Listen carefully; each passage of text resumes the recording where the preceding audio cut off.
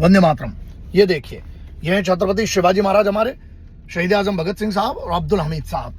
मैं ना एकता अखंडता की सिर्फ बात नहीं करता, निभाता हूं इतने साल से, लेकिन यहां पर ये बात आ रही है जो एक पूरा मैं चाहता हूं कि जो हमला हुआ है उसके बाद ना देश के भीतर ये माहौल नहीं करना चाहिए आपस में लड़ाने का। मैं बिल्कुल एकता अखंडता के साथ हूं, संविधान जो कहता है उसका सम्मान करने के साथ हूं, हमेशा से करते आया हूं। यहां बात ये आती है, जो लोग कह रहे हैं कि आतंकवादी का कोई धर्म नहीं होता है, तो एक काम करो, हमें दे दो।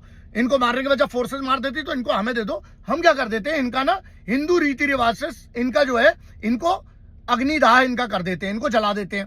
और उसके बाद क्या करेंगे, जलाने के बाद ये है, क्योंकि गंगा जी में तो इनकी बहाई नहीं जाएगी, तो इनको ना नालों में इनकी राख बहा देते हैं। तो ऐसा है, जरा सोच समझ के बात करना। मेरे संत कुमार शर्मा दादा है, मेरे बड़े भाई, उनने एक बार बात कही थी तो मुझे लगा आज कोट करना जरूरी है। उनकी 3 किताबें उन्होंने लिखी हुई हैं और जो जो कहा था वो हो रहा है। यहां पर ये दोस्त मिलकर रहिए, लेकिन आतंकवाद के खिलाफ भी हमको मिलकर और आवाज उठाना पड़ेगा। जो गलत है तो उसको गलत कहना पड़ेगा।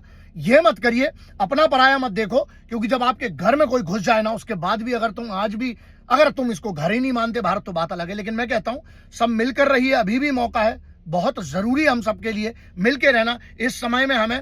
और रही बात जो है ना, फौज को पूरी छूट दे दी गई है, जो पिछली मीटिंग हुई थी। लेकिन मुझे एक सवाल और बोलना था। एक मेरा कंसर्न ये है कि बहुत सारे लोग जो ये बताने पड़ते हैं ना कि सरकार को ये करना चाहिए, सुझाव देना बात अलग है, लेकिन ये कह देना चाहिए कि हमें पता है सरकार क्या करेगी। अबे मीटिंग में 5 से 6 लोग होते हैं, तो तुम्हारे पास ये गुप्त सूत्र आ कहां से गए? तो बहुत सारी चीजें ध्यान रखिए, मिलकर रहिए और कोशिश करिए कि वतन को बेहतर बना सकें।